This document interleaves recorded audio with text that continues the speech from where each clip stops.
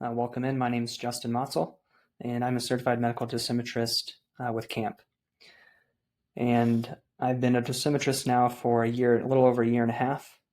I started out as an X-ray technologist, right? Went to X-ray school, did my rotations through all of the modalities within X-ray, so CT, MRI, cardiovascular therapy, and dosimetry.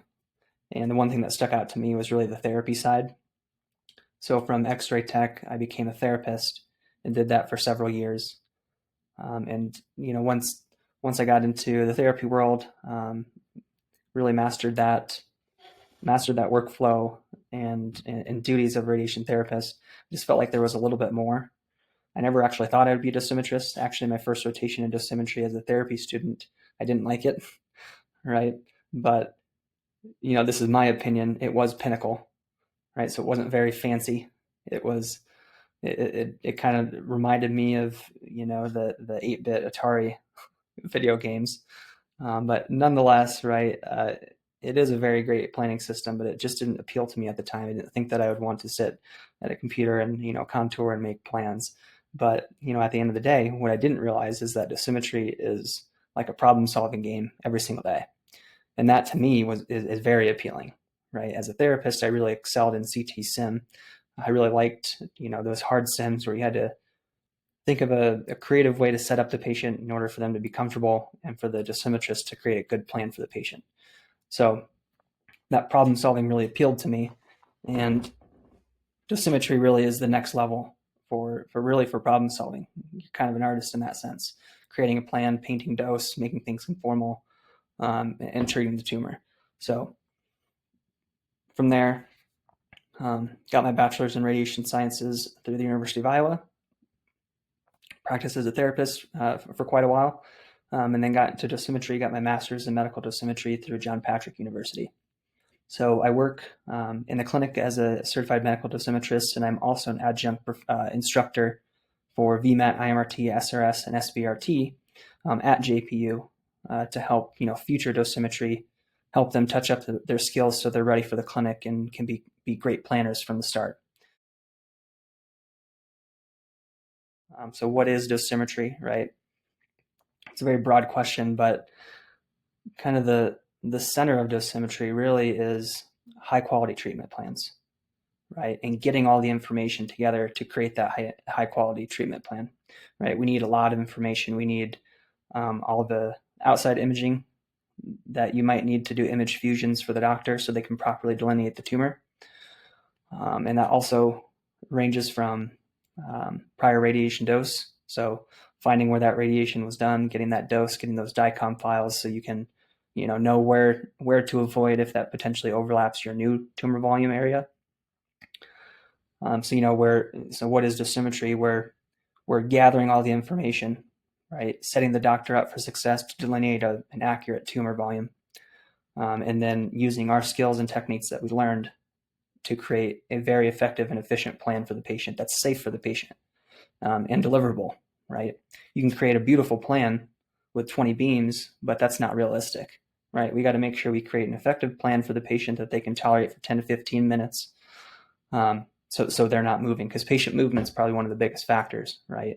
One of the biggest random errors that we need to account for. So if we can create a high quality plan that's also efficient and effective for the patient, right? That's kind of the bread and butter of dosimetry. Next question: how does it fit into the larger, medical physics ecosystem? So, dosimetry and physics work hand in hand, right? We're really a team. We're not really separated aside from QA, right? I'm not doing QA on the machine, but physics knows dosimetry, and dosimetry should know some physics, right? We need to know radiation physics, right? And physics is the masters of that. So we need to play hand in hand to know, the right beam energies, the correct beam geometry, what's actually deliverable, right? Machine limitations. We need to take all of this into account, working with the physics team in order to generate those amazing plans and safe plans for the patient, right? So the ecosystem between DOSI and physics is very intertwined. We should really be working as one, and we do work as one, because we need to check and balance each other and make sure that we're, putting forth the best possible radiation plan for that patient. So the typical workflow for a dosimetrist, it starts in CT Sim. If you're an on-site dosi, I'm a hybrid dosi, so I do two days remote, 3 days on-site. I think those on-site days are very, very good, very critical, right? We can, as the dosimetrist, we can be in there at CT Sim just to make sure that, therapists are great. They're going to do the job that they need to do, right? But what we need to also realize and understand is maybe the most practical setup for this patient isn't something that we can actually treat and deliver. So as a dosimetrist kind of looking in at CT Sim, we need to make sure that we're getting all the information that we can, right? And what I mean by that is not clipping certain tissues in the body that would prevent us from putting a beam on, right? Because we need to make sure that we have all of that tissue so we know the depth of where that beam is going to enter the patient. So if anything's cut off, the dosimetrist is essentially tied with one arm behind their back. So we need to make sure we have all the information possible. Also, we need to take into account, right, that if we clip some tissue and the technique, jives with what we had to do for Sim, then it is what it is. But at the end of the day, we are just making sure that the quality that we receive is good so we can put out great quality plans, right? Garbage in versus garbage out. We've heard that term many times. We need to make sure that we're getting high quality information in so we could put quality plans out. The next step in that workflow from CT Sim would be image fusion, right? Typically, for like maybe a palliative case, you might not have many images diffused. We know where the patients had pain. Say it's like a spine area, we can just deliver, a said dose to the spine. No imaging is really needed there, even though it could help. But the more complex cases, the more standard cases that you'd see come in, right, like prostate, head and neck, stuff in the brain, probably going to have some sort of MRI or PET scan, right? So those are very common imaging modalities that will fuse with those scans. What I mean by fuse is if the patient came in, this hand here, right, we're going to take that fusion and we're going to overlay it and match it up perfectly to the area of interest where we want to treat. So the doctor can accurately delineate a tumor volume for us. And also those images allow the physician to see that subclinical disease, right? CT is very fine, right? We can see really good soft tissue resolution, but MRI is even better, right? So let's get that MR in there. If they have it, let's set the doctor up for a better chance to see that subclinical, right, disease so they can give us accurate tumor volumes. PET, right, that's physiological disease. We can see, the activity, what's going on, things light up in the PET. So that's another great modality that we can use to also overlay on the CT to more accurately generate tumor volumes, right? So image fusion. So we're doing that. Other thing that you may encounter, right, would be prior radiation dose. So like I had mentioned before, you're going to get those prior rad records, hopefully in a DICOM format, so you can just bring that DICOM in, right, do another fusion, and then display that dose and know, it even helps the physician if it's adjacent to where they're drawing a tumor. The physician's going to know up front where that dose was. And then as in a planning aspect, they're going to know that you're not going to enter through that dose. So if you get a plan that, if you get a scenario where you have to avoid certain sectors of that prior rad dose, the physician's already aware of it. So it makes the dosimetrist's job a little bit easier, kind of knowing the expectations coming through. So prior radiation dose and DICOM format's super helpful. So once we get all that imaging in, we get the targets drawn by the doctor, that gets sent back to us, dosimetry, and we're going to make that treatment plan, right?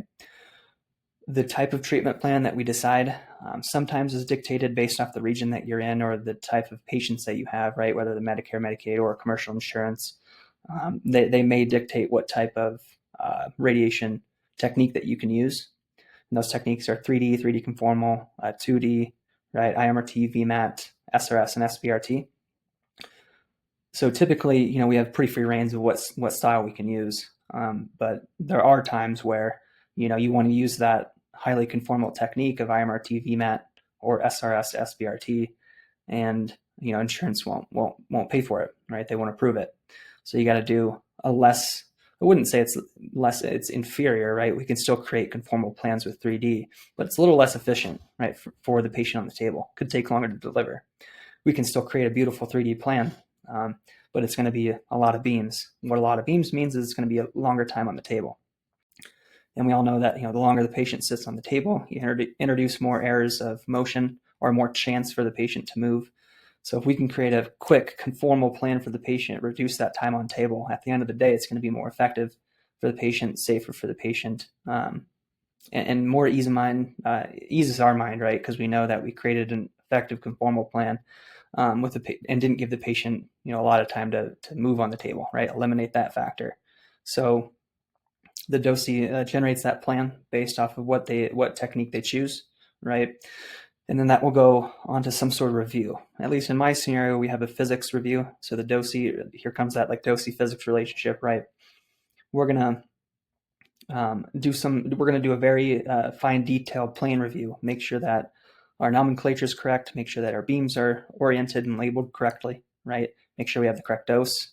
Obviously, evaluate our DVH to make sure that we're adequately dosing the tumor and greatly sparing the OARs, right? LR is very important there. And then we're going to look at overall plan quality, right? We're going to make sure that our low dose isodose lines are tight. We're going to make sure that the high dose target the prescription's conformal, right? We don't want that bleeding out anywhere into adjacent OARs and potentially overdosing it in that area. So we're going to make sure things are tight, right? Once that's done and plan looks great, typically this is where the DOSI isn't really involved, but in terms of what's happening with the plan, it may go through some sort of QA, quality assurance testing, right? For VMAT IMRT, it wouldn't be, or for VMAT IMRT, it's required to do some sort of QA on the machine. So whether you use portal imaging or an ARC check or any type, whatever QA device your physics team uses, right, to verify that dose, that's what's happening there. For 3D plans, it isn't needed. But for IMRT, VMAT, SRS, SBRT, we're doing some sort of quality assurance check to make sure that what we planned is actually what's being delivered. And then from there, really, it's to the treatment, to the therapist side, right? And our jobs are done. We've made sure that we've created the best, most effective and efficient plan for the patient, dosing that tumor and sparing all organs at risk. So that would be a typical workflow. The real world impact, right? Why is this important for patient care? Well, dosimetry kind of takes a back seat, right? As a therapist, which I was for several years, you were the front line. You were kind of the face of the clinic in a sense. You were dealing with that patient anywhere from 1, 5, 10, 15, 30 fractions a day. So you were developing a very, one-on-one relationship with that patient. And, that's very important for that patient in terms of real world impact. But for the dosimetrist, we kind of took a step back outside of that direct patient care, right? And now our job is to make sure that we create the most effective and quality plan for the patient. So that's the real world impact, right? Quality.